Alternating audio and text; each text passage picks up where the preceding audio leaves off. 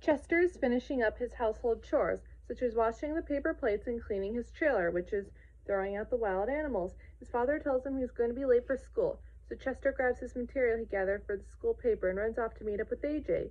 When he gets to AJ's house, he rings the doorbell and a laser appears from above AJ's doorway. It aims at Chester, thinking he is a Girl Scout.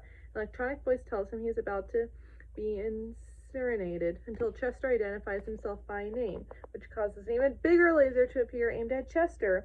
AJ appears from his doorway and knocks Chester out of the way in the nick of time, explaining that AJ's parents installed that one. Chester protests, saying, "Well, your parents love me," to which AJ stares at him oddly for a moment, until the horn of the school bus breaks the silence.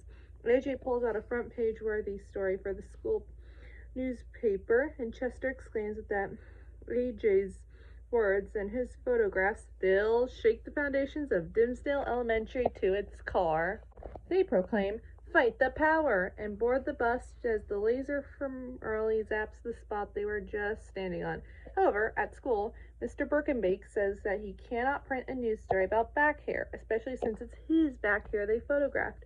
He tells Chester and AJ that they need to come up with a better story, or that they are off to the school's newspaper staff. The next day, AJ is distressed because he has never been kicked out of a non-sporting club before. Chester does not want to let the First Amendment down, particularly since it's the only amendment he knows. They ponder where they are going to get an exciting news story when the school bus pulls up.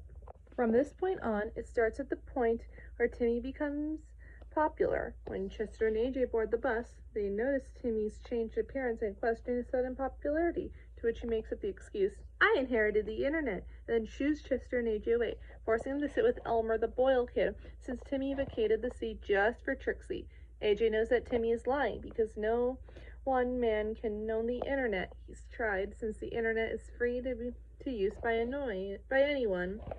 They realize that something is going on with Timmy, and therefore he would make the perfect subject for their newspaper story. They decide to violate his privacy. It is within their First Amendment rights to do so. Chester and AJ decide to go look at Timmy's permanent record outside the room where the permanent records are held. Principal Waxelplax tells Chester and AJ that she cannot allow them to look at another student's records, regardless of how Timmy suddenly became incredibly popular. The two boys realize that the principal might say this, so they had a plan. AJ whistles, and then someone tosses a submarine sandwich tied to a string in front of Principal Waxelplax, who chases after it. AJ opens the door to the room but blocks Chester from entering. Nothing. It seems way too easy to break in before he sprays a smoke into the room, which reveals that the entire room is protected by a laser grid. Chester licks his braces and then uses them to deflect the lasers away from the filing cabinet where the records are held. Meanwhile, Principal Waxelplax catches up to the sandwich. Elmer had been pulling it with a fishing rod. The principal glares at him but lets Elmer go when he tells her the sandwich is tuna. While AJ breaks into the filing cabinet, Chester sees Principal Waxelplax finishing the tuna sandwich and says they are running out of time. AJ uses a laser pointer-like device to cut open the lock to the filing cabinet, and he snatches Timmy's record out of the drawer. The two boys escape the room just as Principal Waxelplax returns, but she notices the drawer to the filing cabinet has been left open. She is outraged, but then momentarily distracted by another food item on a string, a cookie. At the cafeteria, AJ and Chester down their milk curtains before they open up Timmy's permanent record. The record reveals a few things about Timmy, mainly that he has 50% less brain matter than the average child his age, that he is an overindulgence of cheese. They also notice a photograph of Timmy and his parents at parent-teacher conference, but Chester and AJ immediately notice that Timmy's parents are not in the picture, but rather a green and pink-haired pair of doppelgangers. They then see the same doppelgangers in other pictures of Timmy. They even see Timmy and the doppelgangers backstage with Siegfried and Roy. Chester is shocked at this because those tickets are hard to get. He knows because he already tried. The duo then confronts Timmy at the popular kids' lunch table. Chester accuses Timmy of getting rid of his real parents and using the insurance money to buy ownership of the internet and to replace his parents with fake ones. But Timmy is too embarrassed and nervous by her presence in front of his new friends to give them a straight answer.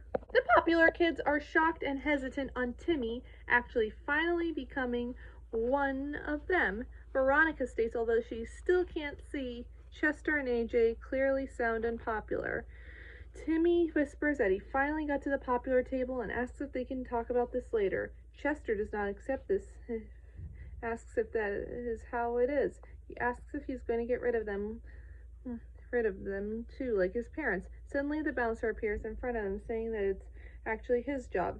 AJ and Chester smile nervously before the bouncer grabs Chester and AJ and throws them both into a pair of trash cans. Chester yells out, "We will not be silenced!" afterwards. That night at Timmy's house, Chester and AJ are spying on Timmy with a directional microphone. Timmy is visible walking around his bedroom window and talking to someone that Chester and AJ cannot identify. Assume that Timmy's real parents, who are bound and gagged. Chester climbs up a tree to get a better photograph, proclaiming that he is part squirrel. Chester hears Timmy talking to his godparents about the mansion party he had promised to throw for the popular kids. Chester thinks that Timmy is using his real parents' insurance money to fund this. Then he hears a magical poof and notices that tons of stuff has just appeared in Timmy's room. As Chester goes to snap a photograph, the branch underneath him breaks, and the camera only manages to get pictures of Chester's embarrassing fall and painful landing. Despite this, Chester and AJ are confident that they have all the proof they need, so they go to Mr. Birkenbeek's house, his 60s house van that is parked on the street, and tells him that they have a story. Mr. Birkenbeek asks them if they even talked to Timmy about it, which makes them realize they didn't. Mr. Birkenbeek says that he can't publish a story tarnishing someone's reputation without getting their side of the story as well.